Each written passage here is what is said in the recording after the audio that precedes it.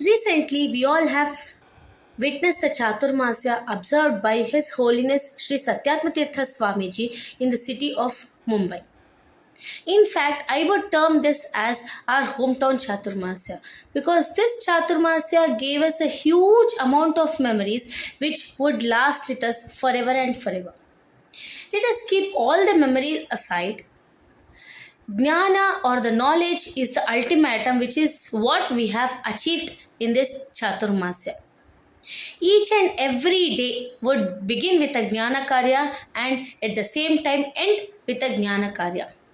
Every day used to begin with Swamiji's Sudha Pata, followed by the Tattvak Prakashika Pata by the Pandits, and end with Sri Swamiji's Anugraha Sandesha. Especially during the Ramadevara Puja, the discourses given by Sri Mahuli Acharya was remarkable.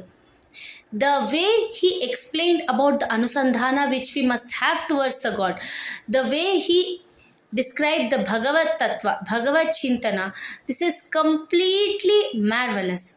The reflexes in his tone, the change in his voice, the words he uses, the eagerness within him to make each and every devotee understand the depth of our knowledge is completely remarkable in its own way. So, as we all know, knowledge is the foremost. This is what we have gained the most from this Chaturmasya.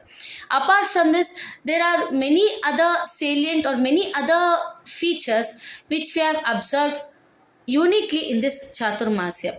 The first thing is the vision and mission of Sri Mahuli Vishwapragnacharyaru. As the saying goes, when in Rome, be a Roman. The same way he understood the needs and necessities of the minds of today's generation, and he exactly made a vision according to it and carried out all his missions perfectly. The first thing is the Madhva Premier League. Selecting a very popular sport like cricket and accommodating all the people of various age groups to play such a game, that too very rationally by calling out empires and accepting their decisions and following all the play rules, at the same time spreading our values through this play is completely astounding. The next one is the Madhva Idol. Probably I would define it as the first time ever happened in the history of Madhvas where a competition is contested, especially on Devarnamas of all the styles, and where the contestants have arrived from throughout the country. Here, many rounds were conducted, and this competition was very well judged by well-known singers like Puttur Narsimha Naik, Sheshgiri Das, Ananta Kulkarni, Anantraj Mistry, and it was conducted both for the juniors as well as seniors, and many rounds were conducted because to give proper judgments. And finally, the deserving candidates were awarded with a gold, silver and bronze medals respectively, along with their respective cash prizes. One thing is clear, each and every contestant left the stage with some sort of enthusiasm, encouragement, the decisions given by their judges, their valuable comments, and with complete contentment. This is what is required, and this is the thing which he has imbibed in all the minds of the devotees. Hence, today we can conclude him as a visionary legend. The next thing which was eye-gripping is about the cultural programs. Usually cultural programs, in the sense we find them held especially during the weekends or certain occasions like festivals or Aradhana Mahotsavas and all. But in this Chaturmasya, starting from the day one until the last date, every day a cultural program was held, be it music, dance, a drama, a harikatha, instrumental music, a flute play, anything. It was just organized in order to entitle the entire audience. At the same time, all these cultural programs were completely based upon our spirituality, upon our divinity. This all increased a divine feeling in our minds. A Mahila Day was also organized. Usually, on a Mahila Day, we get to see many doubts regarding our duties, responsibilities, our traditions, and customs. All these were discussed in brief by inviting several chief judges. That day, a special event also happened. A well-known gynecologist called Gunjotikarji, she was invited, and with the help of her, many women were able to clear their doubts regarding the issues related to fertility, menstrual problems, or any other personal problems which we are facing today. A Yuvatma Day was also held where the young teens from all over the places gathered here and exhibited their talents in the form of drama or in the form of their speeches and all. And Ayuratma camp was organized every weekend where many people got treated by the sacred technique of Ayurveda, which is prescribed in our epics. A Balatma Day was also organized here, a day which was entirely dedicated to young children, and these young minds were entertained by organizing magic shows, Dahi Handi, and by chanting the sacred names of Lord Rama and Lord Sri Krishna through playful games. A workshop was also conducted on regarding our Madhva philosophy. Here, whatever the Western philosophers have raised their constraints regarding our philosophy, all these were completely criticized by Mahuli Acharya by quoting the various verses or various texts which is given in our Upanishads and Vedas. Later, the Jnana Karya again, the discourses given by Pandits regarding the various topics which are selected from covering all the epics like Ramayana, Mahabharata, Harivamsha, or Upanishads, Vedas, or many other certain topics. All these discourses given by the Pandits were also very informative. Finally, the discourse given by Sri Vedavardhana Tirtha Swamiji.